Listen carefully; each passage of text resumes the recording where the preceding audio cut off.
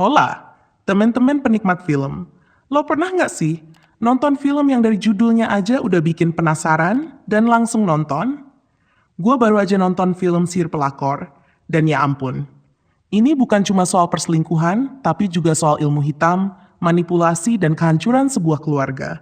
Gue kira awalnya ini cuma film tentang perselingkuhan yang dibumbui horor buat sensasi. Tapi ternyata Sihir Pelakor ngasih lebih dari yang gue ekspektasiin. Yang tadinya gue kira bakal jadi tontonan drama panas perselingkuhan, kayak film Ipar Adalah Maut, ternyata malah lebih serem dari yang gue bayangin, soalnya ditambah bumbu horor. Jadi combo heh. Jadi ceritanya diangkat dari podcast viral RJL5, judulnya Sihir Pelakor Sabdo Pandito. Udah ditonton jutaan kali di YouTube-nya. Dan versi filmnya ini digarap sama Bobby Prasetyo bareng penulis Upi Avianto. Lo tau dong ya, itu dua nama yang gak main-main. Secara alur, film ini gampang banget diikutin. Cerita tentang Vita, anak SMP yang keluarganya hancur karena ayahnya selingkuh sama Rini, si pelakor. Tapi, pelakornya nggak biasa. Dia pakai ilmu hitam yang namanya Sabdo Pandito buat ngambil alih suami orang. Bukan cuma godain, tapi bikin si ayah berubah total kayak kerasukan. Yang awalnya hangat, jadi dingin. Yang dulu sayang keluarga, sekarang kayak orang asing. Dan di titik itu, rumah mereka bukan rumah lagi. Suara-suara aneh, hawa mencekam, sampai teror halus yang bikin Vita mulai sadar. Ini bukan cuma soal cinta, ini soal kutukan. Gue suka gimana film ini nggak langsung loncat ke hal mistis. Perlahan, kita diajak ngerasain perubahan suasana rumah Vita. Dari yang tadinya hangat jadi mencekam. Ayahnya berubah, suasana rumah berubah, dan mulai muncul kejadian-kejadian aneh yang bikin bulu kuduk berdiri. Dan Asmara Abigail, gila sih. Dia bukan cuma meranin pelakor, dia tuh pelakor yang ada sihirnya. Muka tenang, gestur menggoda, tapi matanya tajam kayak bisa nelen lo hidup-hidup. Perannya tuh pas banget, sampai penonton di sebelah gue sempet bilang, gila sih ini Asmara, pengen gue jambak. Tapi gak cuma dia doang yang bersinar. Neona Ayu sebagai Vita juga keren banget. Aktingnya solid, emosinya dapet, dan bikin kita ikut merasakan sakitnya anak SMP yang ditinggal ayahnya karena godaan setan. Maksud gue pelakor. Yang gue appreciate dari film ini, dia gak ngandelin jump scare doang. Horornya tuh lebih ke arah psikologis. Lo dibuat gak nyaman, lo ikut tegang, dan lo mikir, gila ya, selingkuh bisa ngehancurin itu hidup orang. Horornya tuh bukan yang tiba-tiba hantu, tapi lebih ke horor psikologis. Yang lo ngerasa, gila ini nyesek sih, pelan-pelan tapi nusuk. Jump scare ada tapi bukan jualan utama.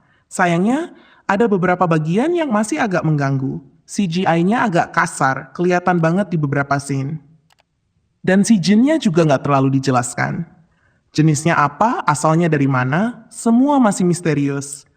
Gua ngerti sih mungkin biar tetap mistis, tapi buat penonton kayak gue yang suka detail, ini agak nanggung. Tapi atmosfer horornya masih cukup dapet sih. Untungnya naskahnya solid dan konflik antar karakter disusun dengan rapi. Jadi meskipun ada kekurangan teknis, emosi dan pesannya tetap nyampe. Motivasi tiap karakter kuat banget. Lo ngerti kenapa mereka berbuat begini, lo bisa empati. Dan itu jarang banget di film horor lokal. Sihir Pelakor bukan cuma nakut-nakutin. Film ini ngomongin luka keluarga yang lahir dari perselingkuhan. Gimana anak bisa jadi korban, gimana trauma itu numpuk dan tumbuh jadi dendam atau kesedihan diam-diam. Yang bikin gue salut, film ini bukan cuma soal horor, tapi juga nyeritain betapa besar luka yang ditinggalkan oleh perselingkuhan.